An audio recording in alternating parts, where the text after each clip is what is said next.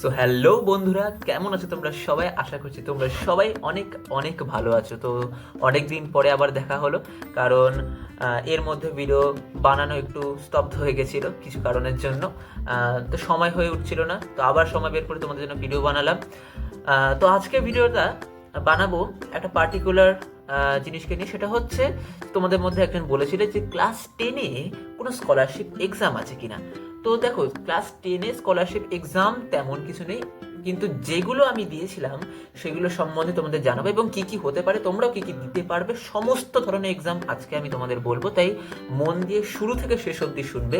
আর হ্যাঁ, সব থেকে আকর্ষণীয় ব্যাপারটা হচ্ছে, আজকে আমি তোমাদের একটা পরীক্ষার, মানে সায়েন্স ট্যালেন্ট এক্সাম পরীক্ষার একটা মডেল সেট দেবো, যেটা কিন্তু তোমরা যদি ক্লাস 10-এ পড়ে থাকো, অবশ্যই ক্লাস 10-এর একটা সেট। তো যদি তোমরা ক্লাস 10-এ পড়ো, তাহলে তোমাদের খুবই উপকার হবে, কারণ সেটটা ক্লাস 10-এর একটা সায়েন্স ট্যালেন্ট বেসড এক্সামের প্রশ্নপত্র, প্রিভিয়াস ইয়ার কোয়েশ্চেন, পিওয়াইকিউ। তো সেটা যদি তোমরা দেখতে পারো, তাহলে অবশ্যই বুঝতে পারবে যে পরীক্ষাগুলো আসলে কীরকম হয়। এবার তোমরা কীভাবে প্রিপারেশন নেবে, আর এইগুলোর জন্য কী ধরনের বই পড়তে হয়, সেটা নিয়ে আমি এর আগেও ভিডিও দিয়েছি। তো যদি না দেখে থাকো, ডেসক্রিপশনে লিঙ্ক দেওয়া থাকবে, অবশ্যই দেখে নিও, কিংবা চ্যানেলে গিয়ে দেখে আসতে পারো।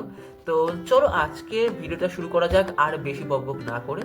তো সবার প্রথমে আসি, যে একদম পরিষ্কার কথা, যে ক্লাস 10-এ এনএমএমএস, ভিএসও কিংবা অভয়চরণের মতো এই ধরনের স্কলারশিপ, অর্থাৎ যেখানে তোমরা পয়সা পাবে আর কি, মোদ্দা কথা, তো সেটা কিন্তু খুব কম।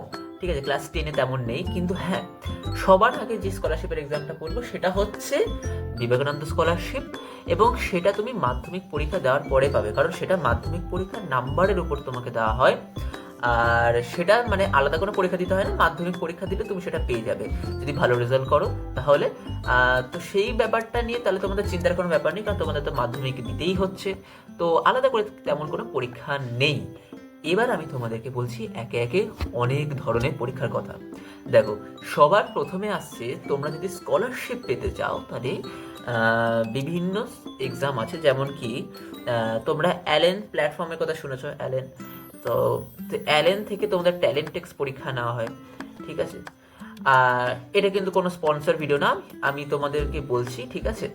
তারপরে হচ্ছে, তোমরা যদি পিডাব্লিউ জেনে থাকো, তাহলে পিডাব্লিউ এনস্যাটও দিয়ে থাকতে পারে, ঠিক আছে। তো এই সকল পরীক্ষাগুলোতে স্কলারশিপ হয়। আসল কথা হচ্ছে, এখানে স্কলারশিপ মানে হচ্ছে, তোমরা যদি অ্যালেনে ভর্তি হও কিংবা পিডাব্লিউতে ভর্তি হও, তাহলে সেই অ্যাডমিশন ফিজের উপরে কিছুটা ওরা অফার দেয়, দিয়ে পয়সাটা একটু কমায়।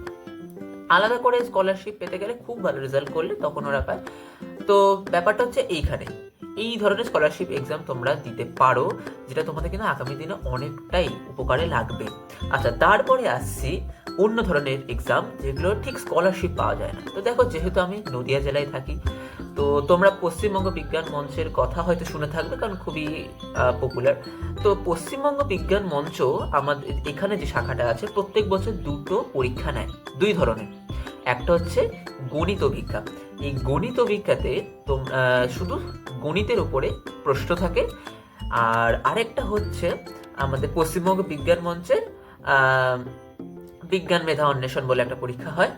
তো সেখানে সায়েন্সের উপরে, মানে অঙ্ক plus physical science, life science, এইগুলো। তো এইগুলো দেওয়ার পর, এগুলো দিলে কি হবে, দেখো, প্রথম কথা হচ্ছে, শুধুমাত্র স্কলারশিপের জন্য এক্সাম দেওয়া উচিত নয়। ভবিষ্যতে তোমাদের যে এক্সপিরিয়েন্সটা ম্যাটার করবে। ভবিষ্যতে তোমরা যখন একটা পরীক্ষা, বড় সড়ো কোনো অল ইন্ডিয়া বেস বা অল বেঙ্গল বেস, এই সকল পরীক্ষা দিতে যাবে, তো তখন তোমাদের এক্সপিরিয়েন্স ম্যাটার করবে। তোমরা প্রথমে কিন্তু ঘাবড়ে যেতে পারো, তো সেইটা যাতে না হয়, তার আগে তোমরা এই সকল পরীক্ষাগুলো দিতে পারো, যার কারণে কিন্তু তোমাদের অনেকটা উৎসাহ বাড়বে, যে হ্যাঁ, আমিও পারবো, আমিও পারতে পারি।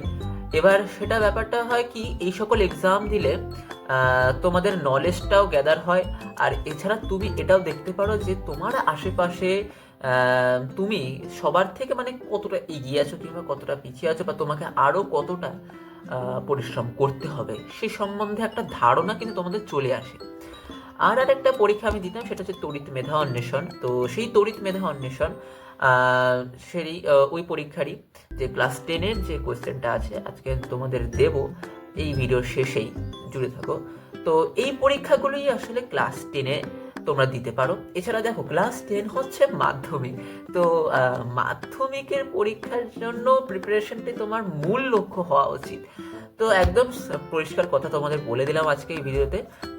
এরপরে আমি আরেক ভিডিও আনবো যেখানে আমি তোমাদেরকে বলবো যে তোমরা মাধ্যমিকে মক টেস্ট কীভাবে দেবে, কারণ মক টেস্ট না দিলে কিন্তু মাধ্যমিকের প্রিপারেশন অধরাই থেকে যাবে। তো তার জন্য আমি ভিডিও বানাবো। তো ফটাফট করে কোশ্চেনটা দেখে নাও, আর অবশ্যই জানাবে তোমরা কটা কোশ্চেন পারলে, কটা কোশ্চেন পারলে না। হ্যাঁ, আর শেয়ার করতে ভুলবে না। সাবস্ক্রাইব তো অবশ্যই হয়তো করে দিয়েছো, না করে থাকলে অবশ্যই করে দাও, কারণ এটা একদম ফ্রি আর করতে তো কোনো কষ্ট নেই। তো চলো আজকে ভিডিও এই পর্যন্ত, দেখা হবে আরেকটা ভিডিওতে, নতুন ভিডিওতে, নতুন ইনফরমেটিভ একটা ভিডিওতে। তো জুড়ে থাকো চ্যানেলের সাথে, আর চলো কোশ্চেনটা দেখে নেওয়া যাক।